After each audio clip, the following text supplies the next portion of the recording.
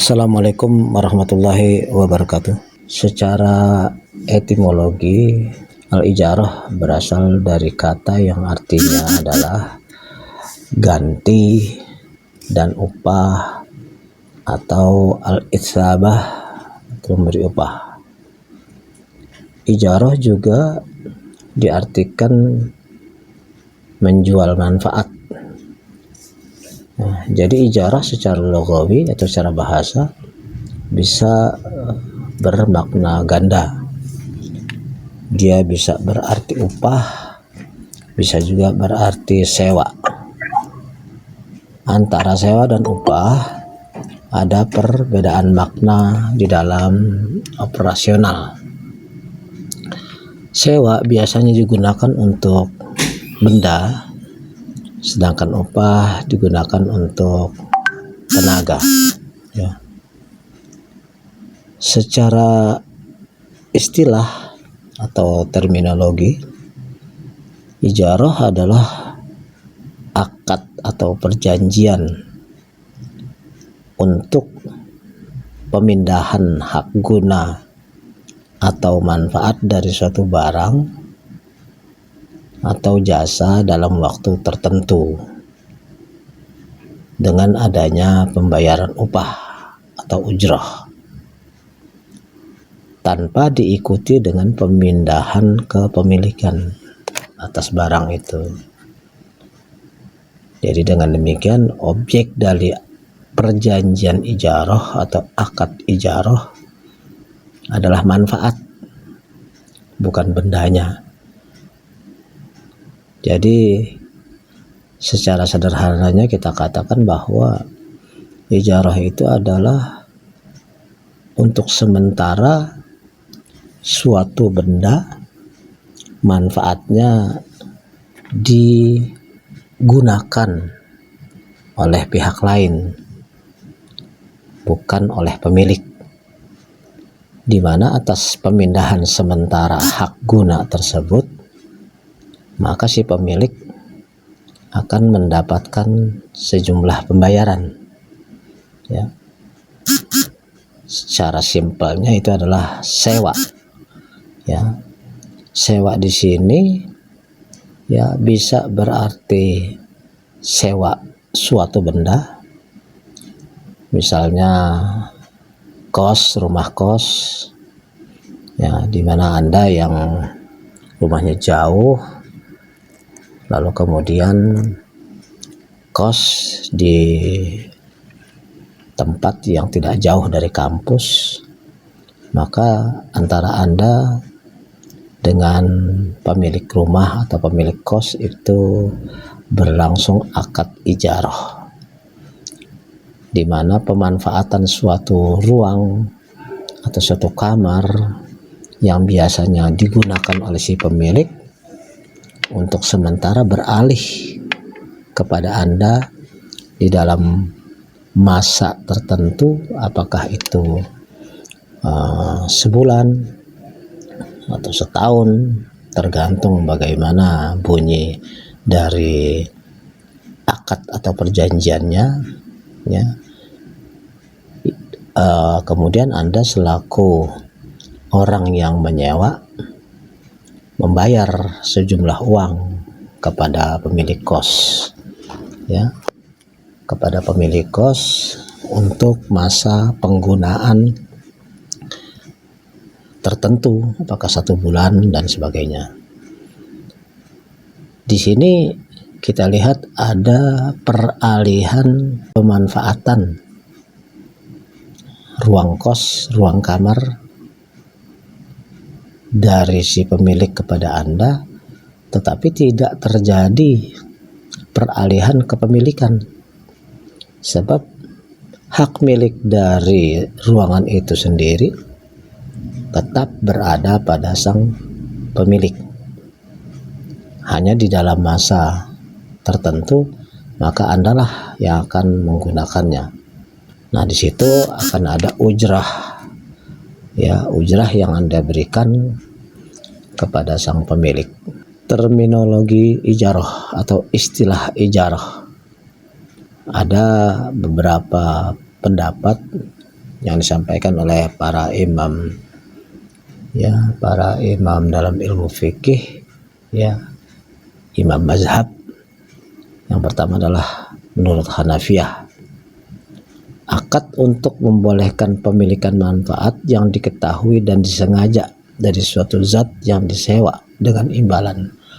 Jadi ijarah itu kalau menurut Hanafiyah atau Imam Hanafi adalah suatu perjanjian di mana sang pemilik membolehkan, ya, membolehkan Anda untuk menggunakan sesuatu, ya, dengan sistem sewa, di mana kemudian si pemilik akan menerima imbalan.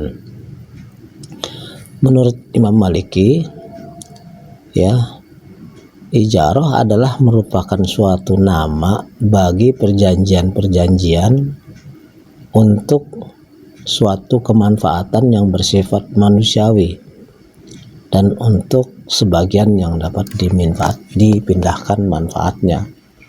Artinya tentunya ijarah ini hanya berlaku untuk satu barang yang manfaatnya bisa digunakan sementara oleh orang lain.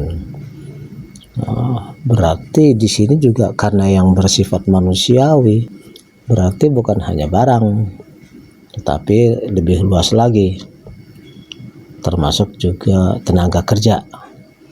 Jadi kalau Anda bekerja pada suatu perusahaan, ya, berarti dalam masa kerja, dalam jam-jam tertentu, katakanlah secara umum dari jam 8 sampai jam 5, maka tenaga Anda dimanfaatkan, diambil manfaatnya oleh perusahaan untuk mengerjakan kepentingan-kepentingan perusahaan.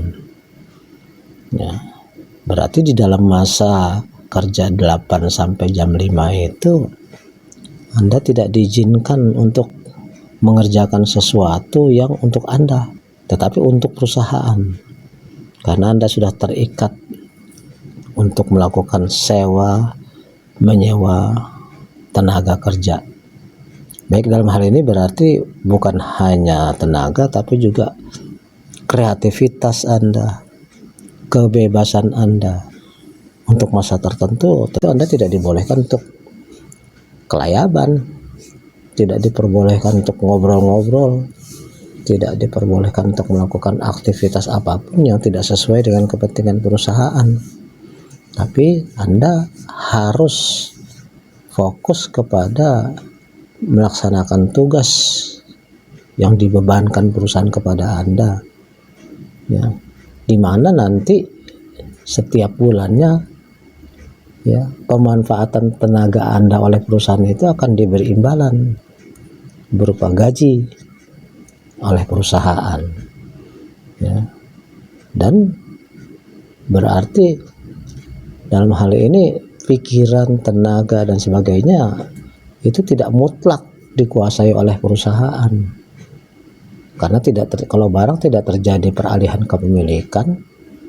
Kalau manusia berarti di sini tidak mutlak Anda dari jam 00 sampai jam 12 malam itu Anda harus berbakti sepenuhnya kepada Anda, tidak, ya, kecuali memang lebih seperti itu diperjanjikannya. Tapi kalau seperti itu terjadinya, itu bukan lagi ijarah, tapi Anda sudah menjadi budak, berarti yang kerja 24 jam. Berarti kepemilikan pikiran, tenaga dan waktu Anda sudah beralih dari Anda sendiri kepada perusahaan. Ya, yang namanya ijarah itu adalah dalam tempo tertentu sesuai perjanjian. Kemudian menurut Imam Syafi'i, ijarah itu adalah merupakan perjanjian atas suatu kemanfaatan yang mengandung maksud tertentu.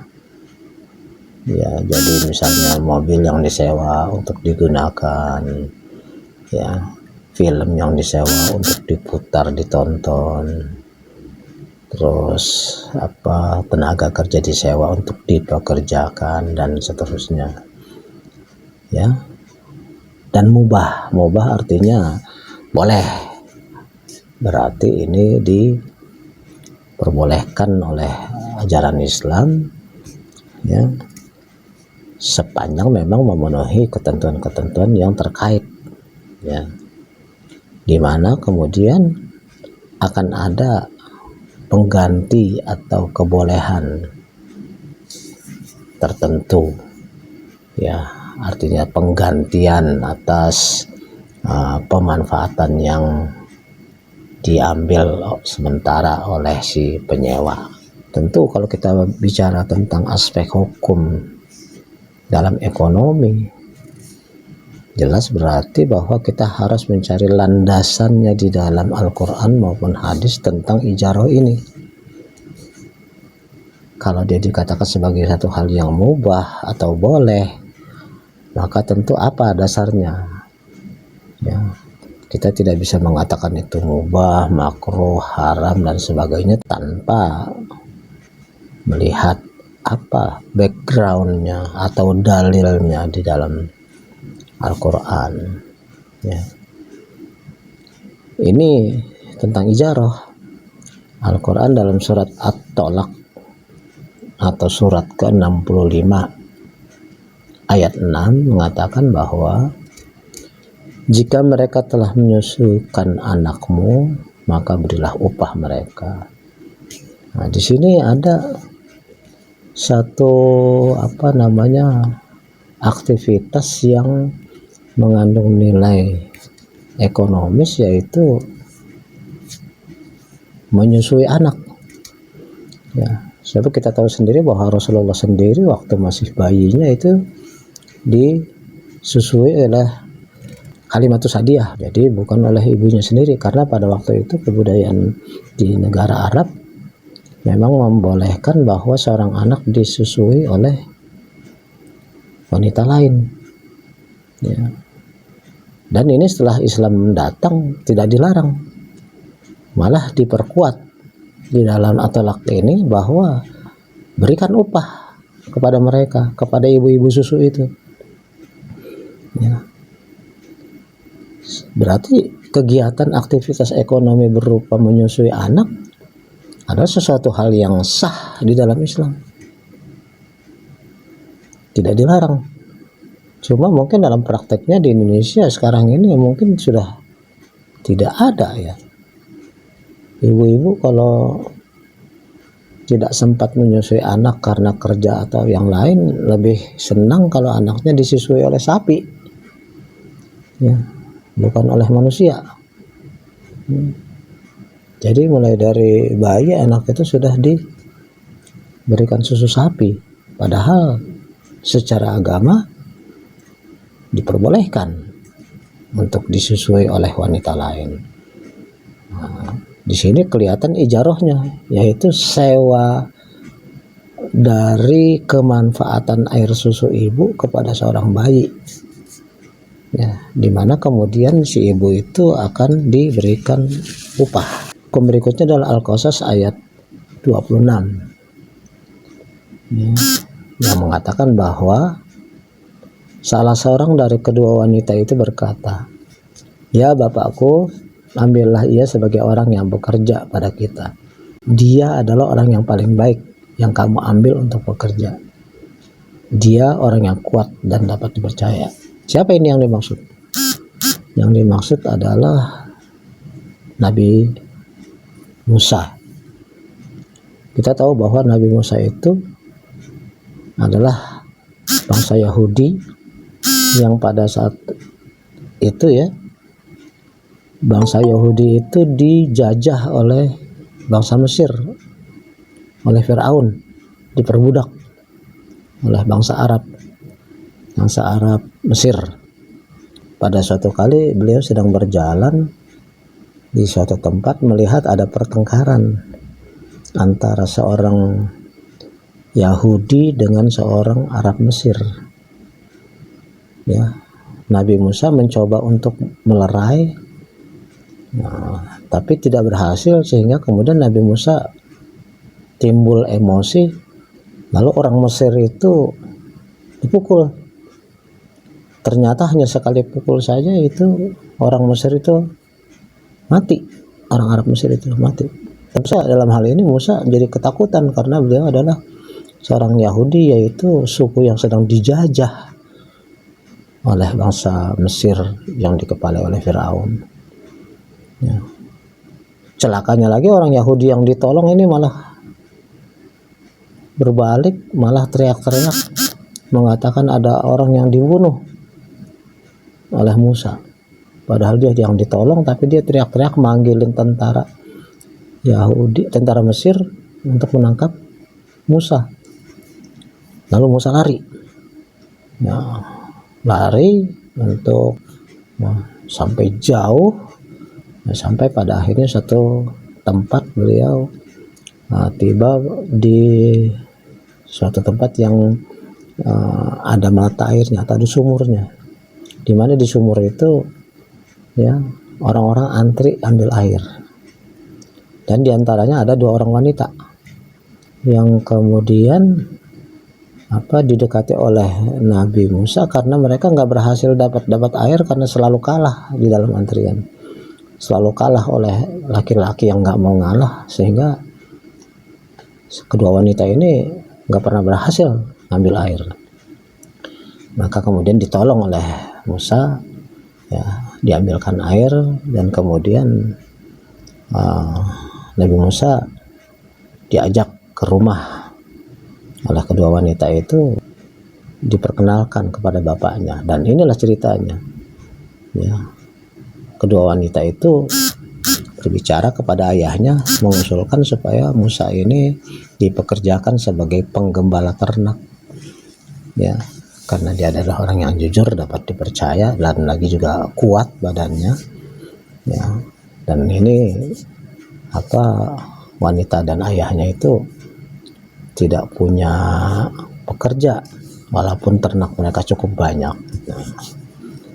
Nah, jadi artinya di sini kembali ke dasar ijarah, yaitu berarti diperbolehkan seseorang mengambil tenaga orang lain, mengambil manfaat dari tenaga orang lain untuk menjaga ternak dengan upah tertentu, dimana kemudian ternyata memang Nabi Musa itu bisa dipercaya menggembala ternak, sehingga pada akhirnya dia diangkat sebagai menantu, dinikahkan dengan salah satu dari 2 anak gadis yang tadi dia temui di sumur. Itu 2 dalil berdasarkan Al-Quran. Sedangkan berdasarkan hadis, yaitu hadis riwayat Ibnu Majah, Tabrani, dan At-Tirmizi, Rasulullah mengatakan bahwa berikanlah upah kepada orang yang kamu pekerjakan sebelum kering keringat mereka. Jadi artinya diharuskan seorang muslim itu menyegerakan ngasih upah orang yang tenaganya diambil untuk melakukan suatu hal. Ini tentunya sangat berbeda dengan ajaran kapitalis, ya, yang tenaga kerja orang itu diperas, tapi diusahakan supaya upahnya itu seminimal mungkin. Kalau perlu nggak usah dikasih, seminimal mungkin. Misalnya orang kerja dari jam 8 sampai jam 5, tapi kemudian dimanfaatkan sampai jam 8 malam, tapi geseran waktu 3 jam itu nggak dihitung sama sekali. Berarti itu sudah tidak sesuai dengan ajaran Islam, dan itu berarti termasuk sesuatu yang dilarang. Berarti pengambilan tenaga kerja orang yang overtime seperti itu merupakan suatu yang haram karena tidak sah. Sama juga dengan komunis. Komunis orang itu dipekerjakan di kamp-kamp konsentrasi kerja, seperti di pertanian, seperti di perkebunan, seperti di industri. Mereka diminta untuk bekerja konsentrasi penuh, tapi hak-haknya tidak diperhatikan, dengan alasan itu adalah untuk kesejahteraan rakyat keseluruhan, atau apa untuk sejahtera negara.